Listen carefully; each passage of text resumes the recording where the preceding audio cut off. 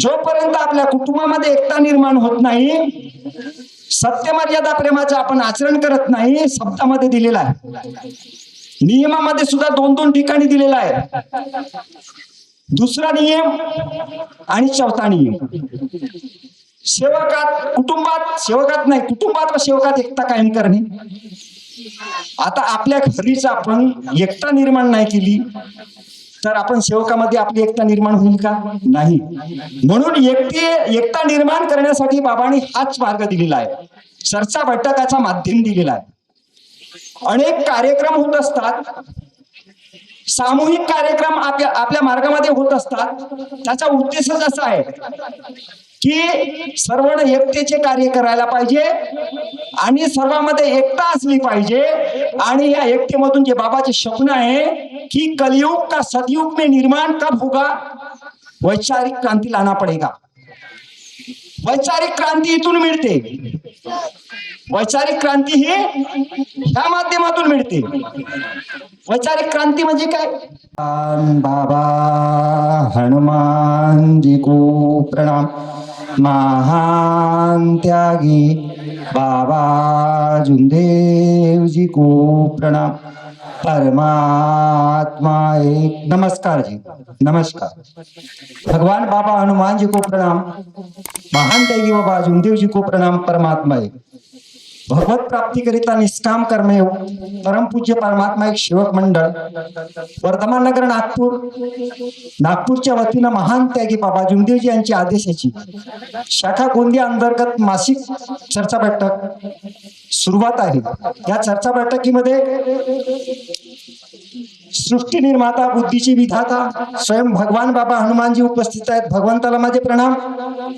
आपले सर्वांचे सद्गुरू महामानव महान त्यागी बाबा जुंदेवजी उपस्थित आहेत. बाबाला माझे प्रणाम. आणि बाबाला नेहमी कार्यामध्ये सहकार्य करणारी आई वाराणसी आई ठुबरीकर उपस्थित आहे. आईला माझे प्रणाम. आजच्या चर्चा बैठकीचे अध्यक्ष विजयजी भोंडे, शहापूर परिसर माजी संचालक यांना माझा नमस्कार.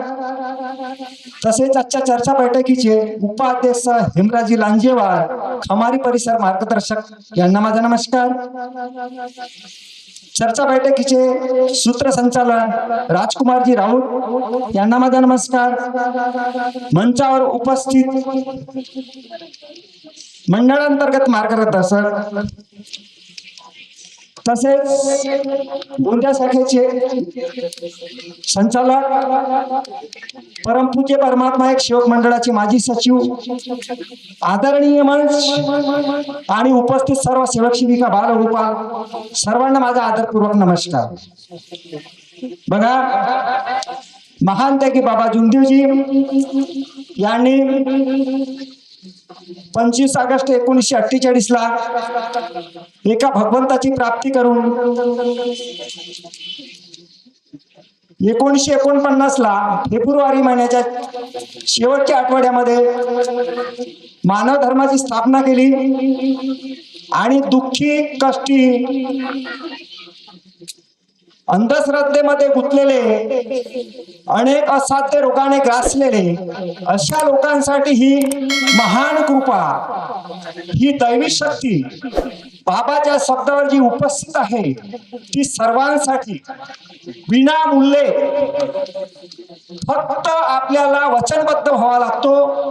ह्या शब्दावर त्यांनी उपलब्ध करून दिलेली आहे.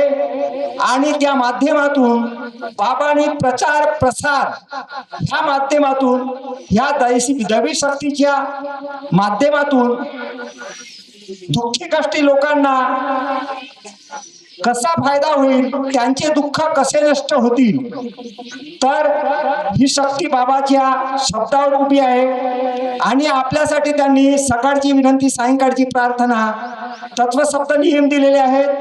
आणि त्या आधारे ही चर्चा बैठक होत असते. आणि ह्या चर्चा बैठकीमध्ये, ह्या चर्चा बैठकीचा अर्थच असा आहे की एकता निर्माण करणे आणि मरेपर्यंत इथं शिकणे, आपल्या चुकीची माफी मागणे, चूक लक्षात आणून घेणे, पुढे चूक होऊ नये हा चर्चा बैठकीचा अर्थ आहे. म्हणून गावोगावी, खेडोपाडी, आठवडी, पंधरवाडी, मासिक, त्रैमासिक आणि सेवक संमेलन ह्या माध्यमातून ह्या चर्चा बैठकीचे आयोजन केले जाते. पण आपण चर्चा बैठकीमध्ये उपस्थित राहायला पाहिजे. उपस्थित असतो पण लक्ष वेगळंच असते, कुठंतरी मन भटकत असतो. शरीर असते इथं, आपण दिसतो सर्वांना. पोपचे गुरुजी आहेत त्याच्या बैठकीमध्ये आले आहे, पण पोपचे गुरुजीचा मन वेगळाच आहे, कुठंतरी भटकत आहे. शरीर आहे म्हणून आपण मनानं उपस्थित राहावं. शरीरानं असतो, जोपर्यंत मनानं उपस्थित राहत नाही तोपर्यंत आपल्या कानावर पडणारे शब्द आपल्याला ऐकू येणार नाही, आपण ते समजू शकणार नाही. प्रत्येक शब्दाचा अर्थ आपल्याला समजला पाहिजे, नाहीतर त्या शब्दाचा अनर्थ होतो. भलताच काही समजून पडतो त्या शब्दाला.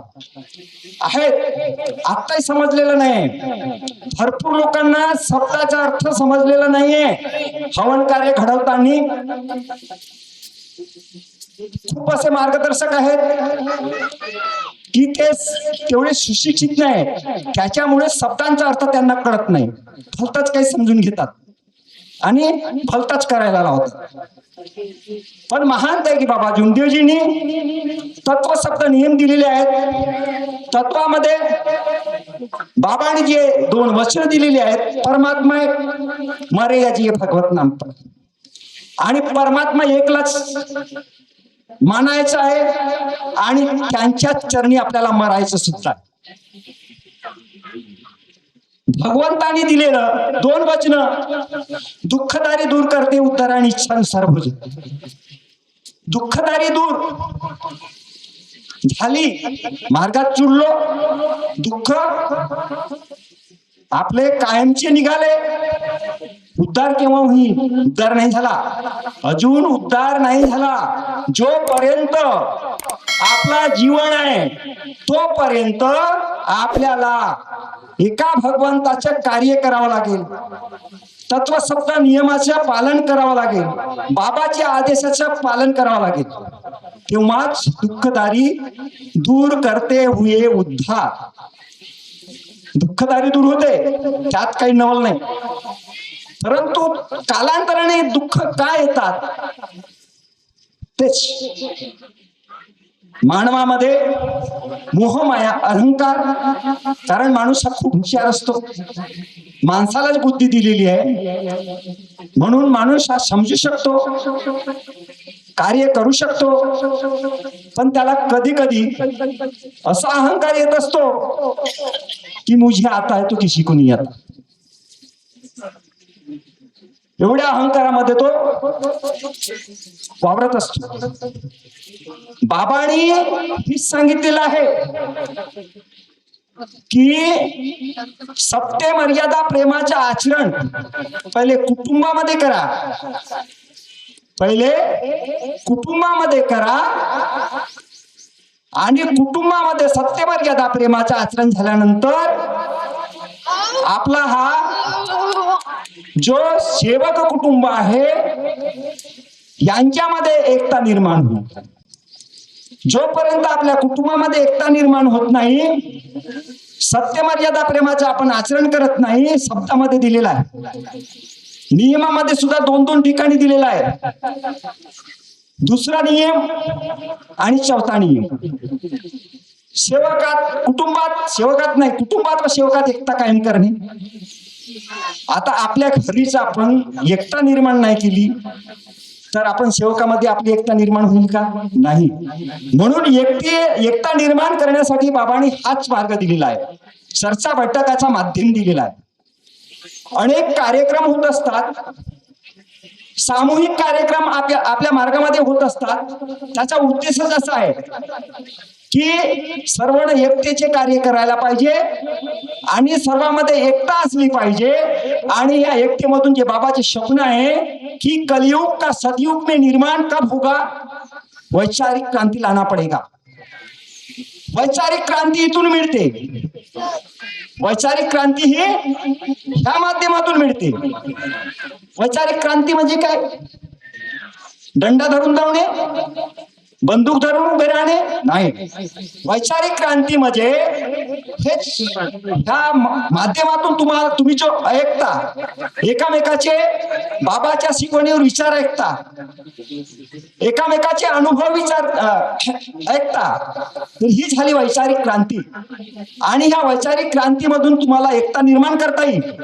आणि जे बाबाचे स्वप्न आहेत की आपल्याला सतयुग निर्माण करणे आहे, तर तेव्हाच सतयुग निर्माण होईल. बाबा खूप विचारी होते, त्यांनी इमान ठेवला आणि निष्काम सेवा केली. आणि ह्या निष्काम सेवेमधून हे तुम्हाला यशाचे फळ दिसत आहे. एवढा जल्लोष, एवढी संख्या कशामुळे? तर त्या एका बाबाच्या शब्दामुळे. तर आपल्याला सुद्धा मरेपर्यंत बाबाचे तत्वशब्द नियम जे दिलेले आहेत, बाबाचा जो आदेश आहे दिलेला, त्या आदेशाप्रमाणे आपल्याला चालणे आहे. त्या बाबाच्या आदेशाचे आपल्याला पालन करायचं आहे.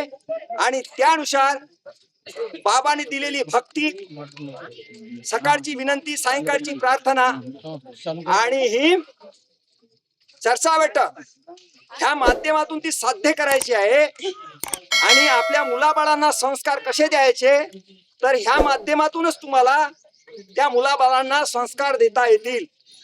कारण अनेकामध्ये जो घडत असतो, पुढे ह्या मार्गामध्ये जुडलेला सेवक, त्यांचे जे मुलं बाळ आहेत, तर त्यांना ह्या माध्यमातून संस्कार देता येतील. विचाराची शुद्धता, खरामध्ये वावरायचं कसं, खरामध्ये बोलायचं कसं, मुलांसमोर व्यवहार कसं करायचं, तर हे ह्या माध्यमातून त्या मुलांना, लहान लहान मुलांना घडवता येईल.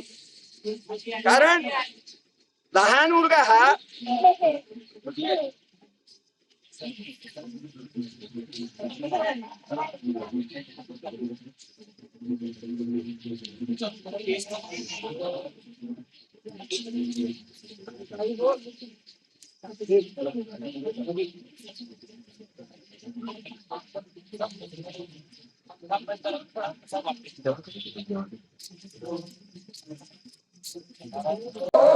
कुंभार जसं मातीला घडवतो आणि त्या मातीच्या गोळ्याला जो आकार देतो कुंभार, त्याच प्रकारे जे लहान मुलं आहेत त्यांना आपण संस्कार देऊ शकू.